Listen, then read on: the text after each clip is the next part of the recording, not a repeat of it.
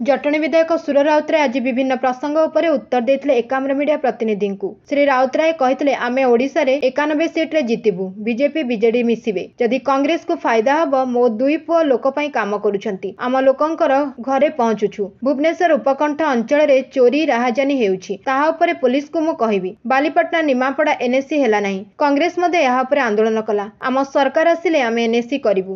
एबाजी commission police कहवा से पूरा सेपट एरियाटा जगत ये सब यपट सेपट को पलाऊँ, झुपड़ी बचे रोच राति पलाऊँ, इजी वे पैसा कमाऊँ, चोरी कर ब्रेक आओ बालीपाटना एरिया रे कमिशनर पुलिस सहित डीजी पुलिस सहित कथबार्ता कर व्यवस्था कर। कांग्रेस स्थिति सेपटे कौन अच्छी? बहुत बढ़िया। कांग्रेस सरकार आगुरी कांग्रेस गड़ था निश्चित भल कौन मतांतर हो गला टिकेट बटा को लेकिन एपर्त आसी पारा ना भल।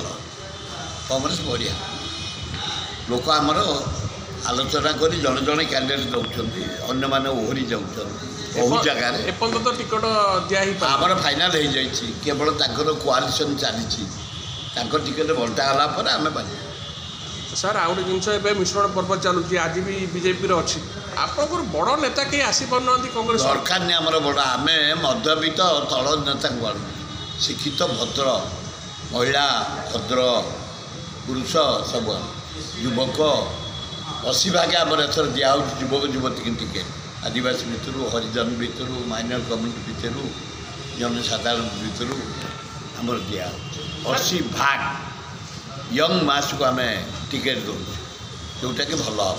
सर आपण ओपिनियन पोल कौन कहूँ ओडिशा और भारत पाई? ओडिशा होची जदि कोआलिशन हो गला ताला आम 100 एमएलए आसबू कांग्रेस एवं 11 ରୁ 14 आसबू एमपी। जदि कोआलिशन हो गला कांग्रेस माड़ी चलो नहला 97 एमएलए शरत पट्टनायक मुख्यमंत्री 11 एमपी जोटा कि राहुल गांधी एवं प्राइम मिनिस्टर।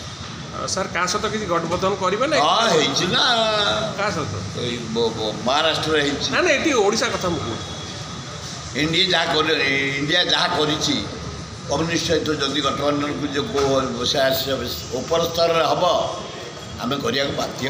लोकसभा सीट आप कांग्रेस छाड़ ना रख? मुझे शरत पट्टनायक कह